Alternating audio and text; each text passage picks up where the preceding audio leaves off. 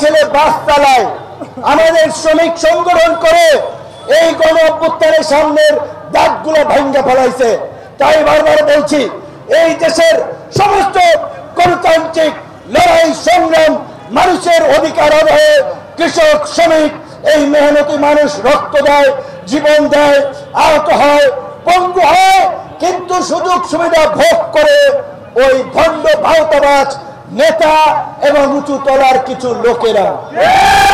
তাই আপনাদেরকে বলছি, এইবার আপনাদের জেগে ওঠার সময় হয়েছে।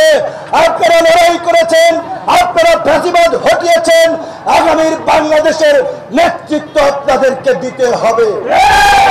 আমি যদি বলি, এই জুলাই গণ অভ্যুত্থানের পরে এই মোহাম্মদপুরে কিশোর গ্যাংয়ের তাণ্ডব কমে নাই।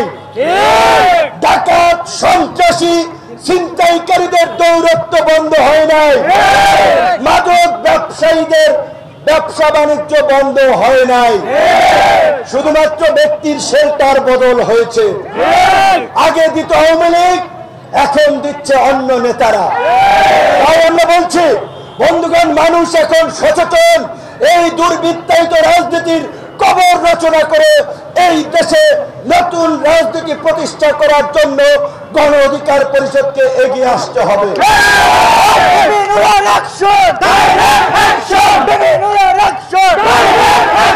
খুদ খাইয়া পেট নষ্ট করবেন না। সাময়িক ধান্দাবাজি, চান্দাবাজির মধ্যে নিজেকে জড়াইয়া নিজের দীর্ঘমেয়াদী রাজনৈতিক ক্যারিয়ার ধ্বংস করবেন না। আপনারা দেখতে পাচ্ছেন, এই যে কথিত সমন্বয়ক এবং ছাত্র নেতারা ক্ষমতা পেয়ে কয়েকদিনে কি করেছে এবং মানুষ তাদের সম্পর্কে কি ধারণা পোষণ করছে, এটা কি আমরা চেয়েছিলাম? এটা আমরা চাই নাই, কিন্তু হচ্ছে।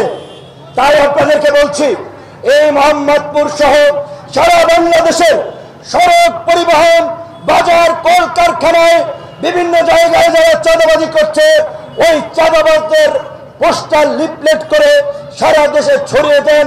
চাঁদাবাজদের বিরুদ্ধে জনগণ, ব্যবসায়ী, ভুক্তভোগীদের ঐক্যবদ্ধ করে আন্দোলন গড়ে তুলুন। ইনশাআল্লাহ এই চাঁদাবাজ, মাফিয়া, দখলদারদেরকে নির্মূল করব আমরা ফ্যাসিবাদের মতোই। ঘোষণা, চাঁদাবাজি চলবে না, গণ অধিকারের ঘোষণা।